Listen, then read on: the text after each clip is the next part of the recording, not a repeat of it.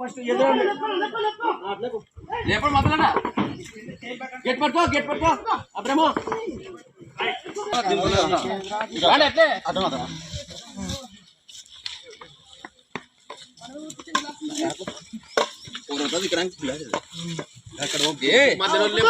మధ్యలో లేపు